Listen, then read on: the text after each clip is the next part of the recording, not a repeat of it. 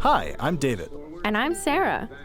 Today we're talking about motion capture, that fun technology used to create some of our favorite characters. We're going to go into the history of motion capture in both movies and video games, and talk about how the technology has been received differently in each respective medium. First, let's explain what a few of the primary mocap methods are. Optical passive is one method where LED lights are mounted around a camera and then reflect off of markers attached to a person or thing in order to capture where it is and what it is doing. This is both the most accurate and most used technology in the industry. Optical active uses markers that emit light instead of reflecting it. They are then tracked by a special type of camera. Inertial motion capture doesn't use a camera to record the data. Instead, accelerometers and gyroscopes track movement data, like the change in acceleration of specific body landmarks, and then feeds that data to a computer. Video or markerless motion capture only uses software to track someone's movement, so there are no markers involved. It's not as accurate as the ones that use markers, but it's easier to set up, and generally doesn't cost as much as the other methods. Long before any of these motion capture methods were used, the computerless predecessor was rotoscoping. Used early in animation history, it was a large part of what made certain animations so lifelike. Rotoscoping takes live-action footage, and animators trace that footage frame by frame in order to create a character's movement. In film, this was used a lot in animation. Disney films like Pinocchio, Cinderella, Alice in Wonderland, and The Little Mermaid used this technique. All of the films by Don Bluth Studios except The Land Before Time used it too. It was popular in animation all the way up until the explosion of 3D animated films in the early 2000s. Now it's pretty rarely used, except in more experimental films and the occasional animated film from China, South Korea, or Japan. Unreal! Rotoscoping wasn't only used for film, however. In video games, rotoscoping was used for cinematic platformers, which were basically regular platformers, but had more lifelike movement. One of the most famous of these was Prince of Persia in 1989. It was a pioneer of rotoscoping use in the video game industry. Funny enough, designer Jordan Mechner only used rotoscoping because he wasn't that comfortable using more traditional animation. He said, "When we made that decision with Prince of Persia, I wasn't thinking about being cutting edge. We did it essentially because I'm not that good at drawing or animation, and it was the only way I could think of to get lifelike movement." Rotoscoping in video games and film have fairly similar uses to create lifelike movement in their human characters. This similarity diverges somewhat in the switch to motion capture. Motion capture in video games is used to create more human performances in their characters. In film, it's generally to create more fantastical creatures with a human performance, unless it's fully animated, which pulls more on its rotoscoping roots. The first film to use motion capture for all of the animation was Sinbad Beyond the Veil of Mists in 2000. It has some pretty big stars in the roster. Brendan Fraser, Leonard Nimoy, Mark Hamill, and John Rhys Davies were all part of the cast. They used different actors for the motion capture based on the body size and shape of each character. There was another set of actors used to capture the facial movements. It was animated in India as well as in LA. Jeff Weiss, a movie critic at the time, said, "And while the use of motion capture technology is supposed to lead to smoother action and three-dimensional graphics, here it comes off looking surprisingly chintzy and unimpressive on the big screen." Come closer. How can I be sure you're not... Surely, you know your own father. No matter how I look. A few years later, Tom Hanks decided he wanted to play every character in an adaptation of a children's novel. The Polar Express was created. Just kidding, he didn't play everybody, but he did play a large number of the characters in the film, which is kind of weird. The director Robert Zemeckis of Back to the Future and Forrest Gump fame wanted to try his hand at the tech. While the animation was still a little off-putting, it was an improvement over Sinbad for sure. Seen now mostly as a Christmas classic, the animation for the humans was a bit scary. When you Google the Polar Express, the first question that people also asked is, why is the Polar Express so creepy? This is because of a phenomenon known as the uncanny valley. It's a concept that originated in response to humanoid robots, but it has since been applied to animation in video games. It's basically how we react to something depending on how human it looks. If it doesn't look quite human, then it's not a problem for us.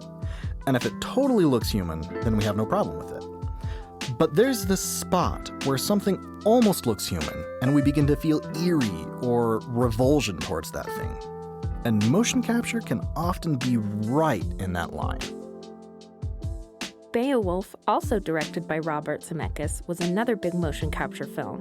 The animation supervisor said of this, "Even though it feels like live action, there were a lot of shots where Bob cut loose. Amazing shots. Impossible with live action actors. This method of filmmaking gives him freedom and complete control. He doesn't have to worry about lighting. The actors don't have to hit marks. They don't have to know where the camera is. It's pure performance."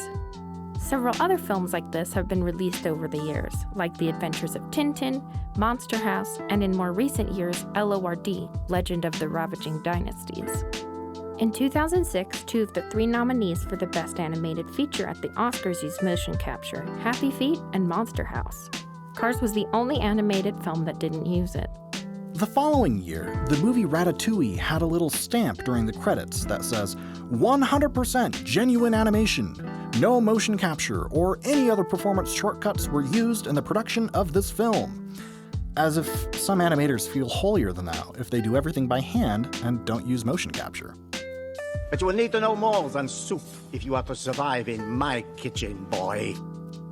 Motion capture's use in live-action films has been received differently than in animation. Where more traditional animators are resistant to the growth of motion capture in fully animated spaces, this technology's use has been more accepted in hybrid live-action CGI settings. The first film to have a main character using motion capture was actually Star Wars Episode I: The Phantom Menace. Jar Jar Binks was created using motion capture. At the time, Industrial Light and Magic was experimenting between a hybrid practical and CGI Jar Jar Binks, where his body was practical, but his head was CGI. However, they discovered that it was easier and more cost-effective to make Jar Jar fully CGI instead of just his head. Roger Ebert said of Jar Jar at the time of Phantom Menace's release, "If Stanley Kubrick gave us man humbled by the universe, Lucas gives us the universe domesticated by man. His aliens are really just humans in odd skins." For The Phantom Menace, he introduces Jar Jar Binks, a fully realized computer-animated alien character whose physical movements seem based on afterthoughts. While I liked him as a kid, it seems like people generally disliked Jar Jar Binks. However, that was likely less to do with him being a motion capture character, which I didn't even realize until I was researching for this video, and more to do with how the character was portrayed. We must survive on our own.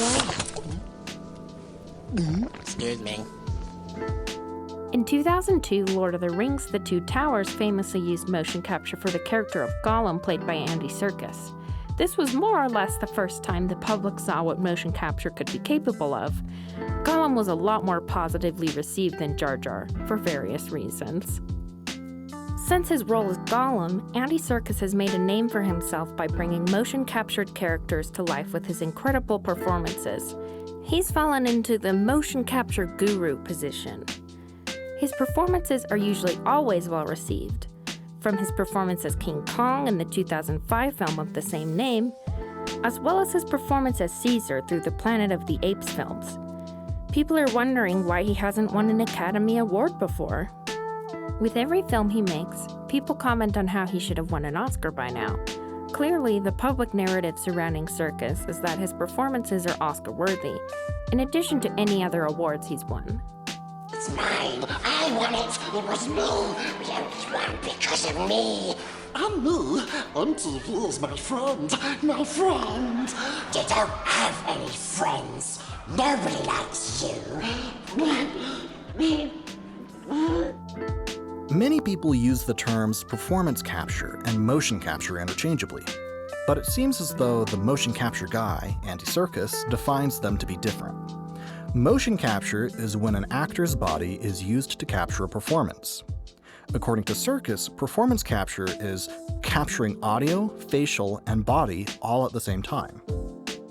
He says that the 2005 film King Kong is when he started using performance capture. Performance capture, according to him, is where they use facial capture in addition to capturing the movements of the body. On Lord of the Rings, they had to separate those things, because at the time, the technology didn't allow for all of those things to happen at the same time. It seems that most motion capture these days is performance capture as well, since the technology has advanced so much.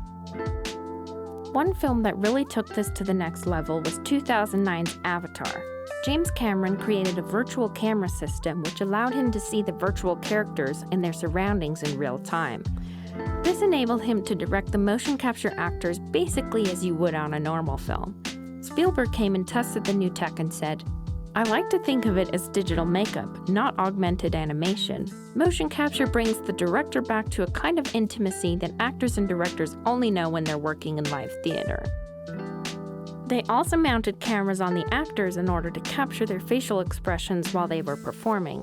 This has since become almost the standard for any big-budget film with performance capture characters. For a film that has a large chunk of it not being live action, James Cameron makes it very clear that the Na'vi are not animated. He said, I think the thing that people need to keep very strongly in mind is that this is not an animated film. These actors did not just stand at a lectern and do a voice part, and then animators went off for the next 2 years and created the entire physicality of their performance. The Planet of the Apes films later advanced motion capture further. Rise of the Planet of the Apes used a camera that was able to view motion capture dots in daylight. This was a huge breakthrough, as most motion capture up to that point had to be done on a soundstage.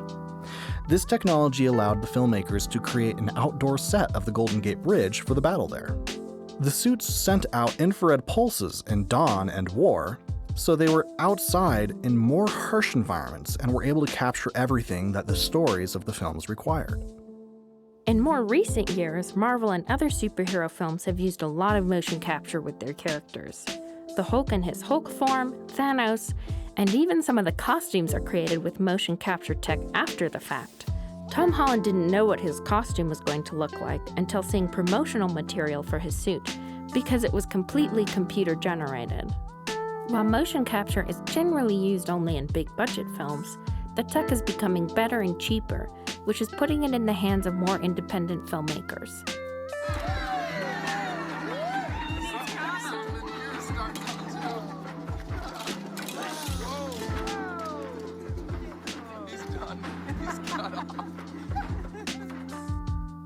The video game industry adopted motion capture technology quite a bit earlier than film.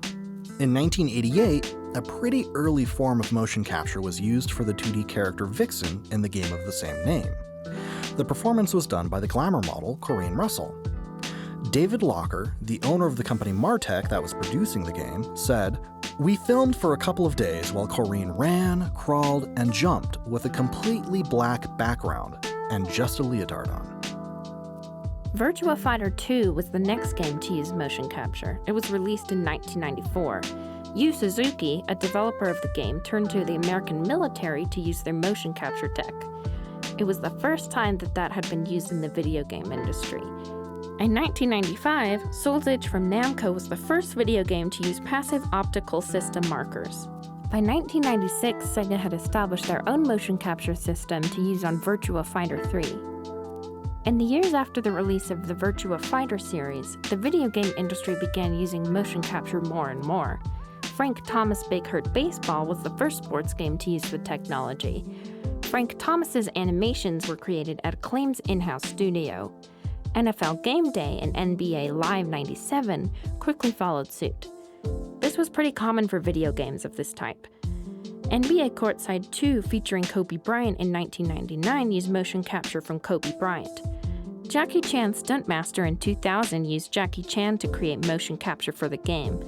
This trend continued into the era of musical rhythm games in 2008, when the band Aerosmith did motion capture to create their appearances within the game Guitar Hero Aerosmith. But now the game's more difficult now. It's not like 10 years ago, 15 years ago. It's simple, 2 buttons. But now too many buttons, it keeps you very busy. While motion capture was originally found most useful for fighting games and sports games, developers began to use it as a tool when games began to focus on more realistic representations of humans. In 2008, Star Wars: The Force Unleashed was the first LucasArts game that used the motion capture clone cam technology to record the actors' voices and physical performances. Clone cam technology was used on films like Pirates of the Caribbean: Dead Man's Chest. This allowed for the actors to work together on their scenes. In a lot of motion capture before this, actors had to work individually in order to capture the scene. This allowed the actors to play out their scenes together. Sam Witwer, the actor who played Starkiller in the game, said, "In a lot of video games, the actors are all isolated from each other. But if you really want to get the sense of characters listening to each other and talking to each other, and really building off of each other, you need to have them together." This was the first time LucasArts had cast not only for the voices of their performers, but also for their appearances. The actors now had to have the character's same age and gender so they could perform them as well. Many video games now that utilize motion capture have actors that look almost identical to their character counterpart. Jedi Fallen Order and Death Stranding have their voice actors look basically identical to the characters they play.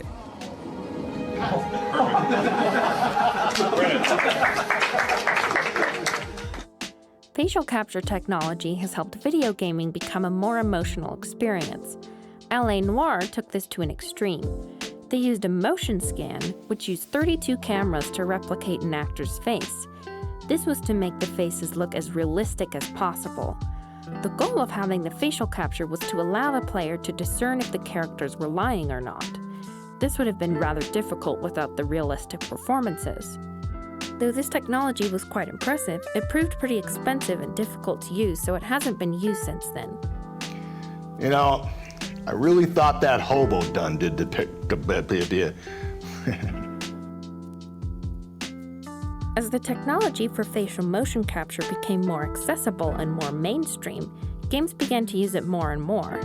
Motion scan was deemed too expensive, but other technologies emerged to get good facial capturing. Games like Halo 4 utilized facial performance cameras in their cutscenes, similar to the tech used in Avatar. They also used a Kinect to create the terminal sequences in the game. Ian Kirby, the Sequence Group president, said, "It was a low-budget approach that still gave us natural movement. You set up 2 Kinects and you calibrate your room. It's pretty phenomenal that you can do this homemade motion capture solution." In The Last of Us, because the relationship between Joel and Ellie was such a central focus of the game, the performances were hugely important. Naughty Dog cast Troy Baker and Ashley Johnson as Joel and Ellie. They provided not only the vocal performances, but also the motion capture, and that seemed to work really well. The game is regarded as one of the best ever made, and has changed a lot in the video game industry. Again, there's so much here that it warrants its own video. Will we ever make one? Who knows? Using motion capture in video games hasn't had the same debate about performance and animation that film has. It seems as though actors will be rewarded regardless of whether or not they used motion capture to create their roles. In film, there is such a big distinction. There hasn't really been any controversy with motion capture versus traditional animation in the video game community like there has in film. And performances of motion capture are recognized basically like any other vocal performance within the video game industry. Overall, movies have used motion capture to create characters and creatures that are more human-like. And video games have used motion capture to create more human-like humans within their video games. Motion capture has enabled us to see and tell stories that we wouldn't have been able to imagine even a few decades ago. Alongside all the advances in visual effect and animation technology, motion capture allows us to bring the human element to worlds and characters in a way that couldn't have escaped our imaginations before the use of this technology. What's coming next as far as motion capture technology goes? Only time will tell. Whatever happens, we're excited to see where the tech takes our favorite stories.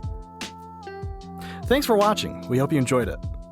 We hope you'll subscribe and like this video and leave us a comment below. We also have an Instagram and Twitter, so if you want to follow us in between these videos, check us out there. Special thanks to Marcus Richardson for the music. For more beats by him and other producers, check out his podcast, Lo-Fi Beats to Meditate to. We also have another series upcoming where Sarah's going to be watching through all of the Best Picture winners at the Oscars. So we'll have more information on that later. Stay tuned for our next video. It's going to be a good time next month.